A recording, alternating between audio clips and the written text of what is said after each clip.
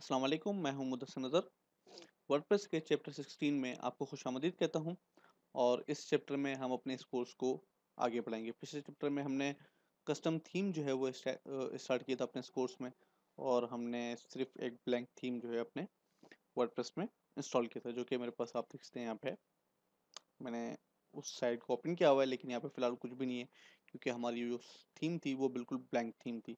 उसमें सिर्फ हमने इन्फो वगैरह डाली थी, जो कि एक थीम की होती है, और उसको जो है वो वर्डप्रेस अपने एडमिन पैनल में डिटेक्ट कर लेता है। अब हम जो थीम क्रिएट करने जा रहे हैं, जिस थीम को हम कन्वर्ट करेंगे, वो मैंने HTML में बना ली है। जैसे कि मैंने आपको पिछले चैप्टर में भी कहा था कि अपने पास जो है एक HTML रेडी थीम अपने पास रखिएगा, उसको हम कन्वर्ट करेंगे वर्डप्रेस के अंदर। वो थीम मैंने यहाँ पे बना लिया, आप देखते हैं ये मेरे पास वो थीम है जिसको मैंने HTML में कंप्लीट किया है।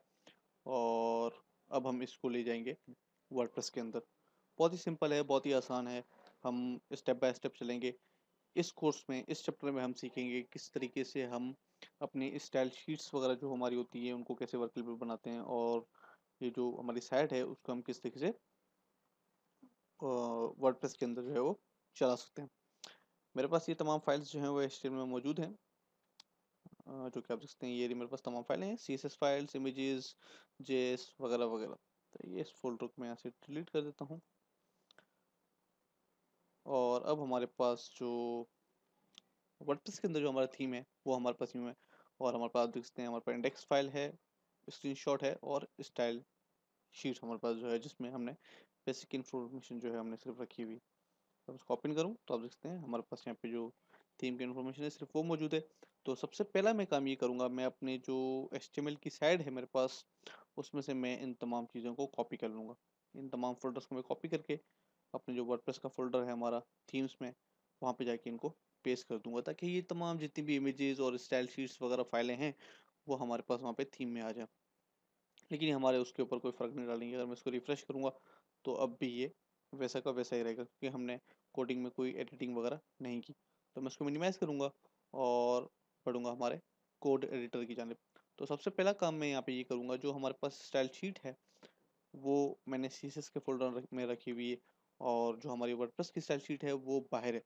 तो मैं इन स्टाइल शीट से जितना भी इसका जो कोड है उसको कॉपी करके जो हमारी बाहर वर्डप्रेस वाली स्टाइल शीट है वहाँ पे पेस्ट कर दूंगा, और उसको मैं अब सेव कर दूंगा। उसके बाद हम बढ़ते हैं हमारे इंडेक्स पेज की तरफ। इंडेक्स जो पेज है उसमें भी तमाम कोड जो है मैं कॉपी कर लूँगा, सेलेक्ट ऑल, कॉपी, और index.php के अंदर मैं इसको पेस्ट कर दूंगा। अगर मैं रिफ्रेश करूँगा हमारे इस पेज को, तो हमारे पास जो है इन्फॉर्मेशन तमाम आ जाएगी। लेकिन यहाँ पे कोई स्टाइल शीट जो है वो वर्केबल नहीं है, क्योंकि हमने स्टाइल शीट्स को HTML के तौर पे लिंक किया हुआ है। हालांकि हमें वर्डप्रेस के अंदर एक अलग ही तरीका जो है वो है, जिससे हम अपनी स्टाइल शीट्स को अपने पेज के अंदर लिंक करते हैं। तो अभी हम इस कोड एडिटर में ये जानने की कोशिश करेंगे किस तरीके से हम स्टाइल शीट्स वगैरह को लिंक कर सकते हैं। तो मैं कोड एडिटर को ओपन करूँगा और मैं इसको स्क्रॉल अप करूँगा। तो सबसे पहला काम जो है वो टाइटल का है। तो टाइटल हम रिप्लेस कर देते हैं, क्योंकि हमने यहाँ पे HTML में टाइटल डाला हुआ है, लेकिन वर्डप्रेस पे हम ये चाहेंगे कि हमारा जो टाइटल है वो अंदर एडमिन पैनल में जो हम रखे वहाँ से पिक हो। तो मैं यहाँ से इसको रिमूव कर दूंगा, और उसके लिए मैं यहाँ पे लिखूंगा PHP का कोड। आपको सिर्फ PHP की बेसिक्स पता होनी चाहिए, ओपनिंग कोड और क्लोज कोड क्या होता है उसका। अगर आप थोड़ी सी इन्फॉर्मेशन जो है PHP के बारे में हासिल कर लें, तो आप आसानी से इस कोर्स से वर्डप्रेस की साइट जो है वो डेवलप कर सकते हैं। अगर आप वर्ड PHP सीखना चाहते हैं तो फिलहाल उर्दू डॉट्स पे कोई ऐसा ट्यूटोरियल मौजूद नहीं है जो कि आपको PHP सिखा सके।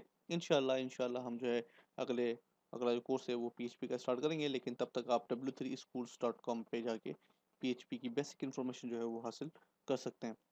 तो हम यहाँ पे PHP का कोड लिखते हैं। मैं यहाँ पे PHP का कोड लिखूंगा, PHP, ओके। और यहाँ पे मैं लिखूंगा ब्लॉग इन्फो, और उसके बाद मैं यहाँ पे ब्रैकेट, और यहाँ पे मैं लिखूंगा नेम, ओके। और अब मैं यहाँ पे इसको क्लोज करूंगा, और मैं यहाँ पे दोबारा PHP WP जो है टाइटल को कॉल करवा लूँगा, WP अंडरस्कोर टाइटल। और उसके बाद मैं यहाँ पे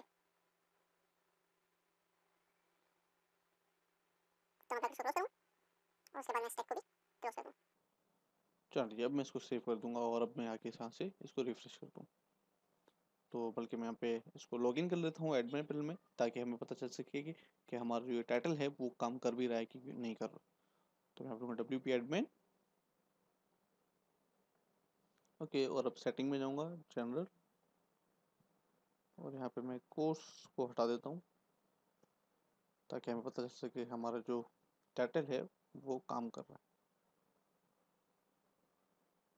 चलिए आप देखते हैं हमारे पास जो टाइटल है वो अब 30 डेज वर्डप्रेस आ गया। हमने वहाँ से कोर्स हटा दिया। अगर मैं यहाँ पे कोर्स टाइप करूँ, ओके, और अब मैं इसको सेव करूँगा, रिफ्रेश, और अब हमारे पास जो कोर्स है वो भी हमारे पास यहाँ पे आ गया। चलिए अब हम पढ़ते हैं हमारे स्टाइल शीट्स की जानिब। सबसे पहला काम हम करते हैं स्टाइल शीट का। तो हमारा जो स्टाइल शीट है वो हमारे पास CSS के फोल्डर में नहीं बल्कि बाहर रूट पे ही पड़ी हुई है, जो कि आपके सामने है। तो हम यहाँ से इसको सबसे पहला काम ये करेंगे, इसको यहाँ से रिमूव कर देंगे, और मैं स्टाइल शीट को भी यहाँ से रिमूव कर दूंगा। मैं एक जो है WP का जो टैग है वो लिखूंगा, और जो कोड है वर्डप्रेस का वो लिखूंगा, और वो डायरेक्ट कोड जो है वो जाके CSS फाइल को वहाँ से पिक कर लेगा। तो मैं PHP का कोड ओपन करूंगा, PHP, ओके, ब्लॉग इन्फो, और मैं यहाँ पे दोनों ब्रैकेट्स करूंगा, और यहाँ पे मैं लिखूंगा स्टाइल शीट के अंडरस्कोर URL, और उसके बाद मैं इसको क्लोज कर दूंगा।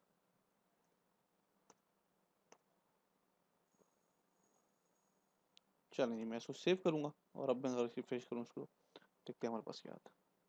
चलिए आप देखते हैं मैंने एक स्टाइल शीट को जो है वो लिंक किया और उसको पिक कर लिया, और हमारे पास कुछ स्टाइल शीट जो है वो आ गई है।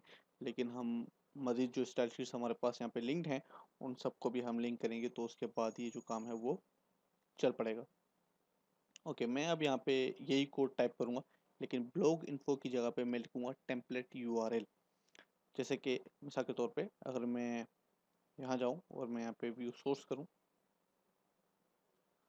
तो आप देख सकते हैं ये जो लिंक है हमारे पास, मैं इसको ओपन करूँगा, तो आप देखते हैं यहाँ पे फाइल सी यूज़र मुदस्सिर नज़र, और उसके बाद डेस्कटॉप एक फोल्डर बना हुआ है, उसके अंदर एक और फोल्डर है, उसके अंदर CSS का है, और उसके अंदर जो है हमारी reset.css फाइल पड़ी हुई।